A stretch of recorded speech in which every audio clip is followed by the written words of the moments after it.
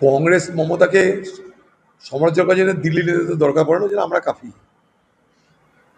মমতার সব নাটক দিল্লির সবাই জানে, সারা ভারতবর্ষের লোক জানে।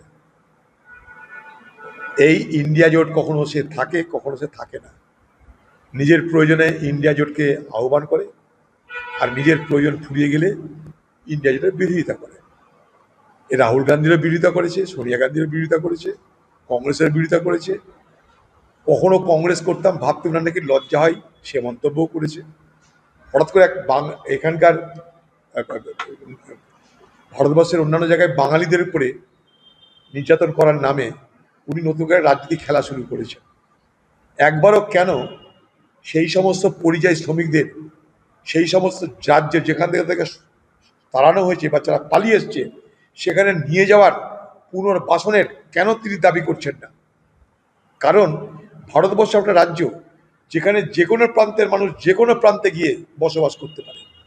তো তিনি কেন সেই সমস্ত রাজ্যের মুখ্যমন্ত্রীর সাথে কথা বলে তাদেরকে পুনরায় ফেরত কেন পাঠাচ্ছেন না? বা যারা ফিরে আসছে তাদের জন্য কর্মসংস্থান, তাদের ক্ষতিপূরণের জন্য কেন তিনি দায়িত্ব নিচ্ছেন না? তিনি রাজনীতি করছেন, মিছিল করছেন, তাদের সঙ্গে দেখা করেছেন একবারও? তাদের সমস্যার কথা শুনেছেন?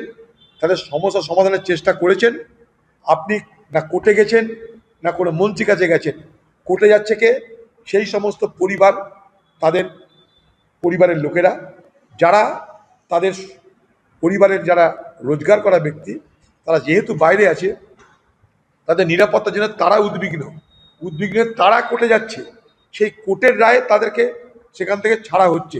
এখানে আপনার ভূমিকাটা কোথায়? আপনি মাঝখান থেকে সেটা নিয়ে রাজনীতি করতে নেমে গেলেন। বাঙালি করে আপনি ভরংবাজি করতে লেগে গেলেন। এই পশ্চিমবঙ্গে লক্ষ লক্ষ বাঙালির সারদা চিটফান্ডের টাকা লুট হয়েছে, আপনি জানেন না? সেই সারদা চিটফান্ডের টাকা নিয়ে আপনি তৃণমূল দল ভোটে লড়েছেন, জানেন না? সেই সারদা চিটফান্ডের টাকায় যারা বঞ্চিত হয়েছে তাদের জন্য কখনো আন্দোলন করেছেন? আপনি আন্দোলন করেন সে সারদা চিটফান্ডের তদন্ত যারা রুখে দিল তাদের জন্য কলকাতায় আপনি আন্দোলন করেন।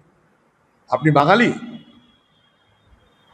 আপনি বাঙালি ঢোলবাজি এখন এ বাংলার রাজনীতিকে গরম করতে চাইছেন?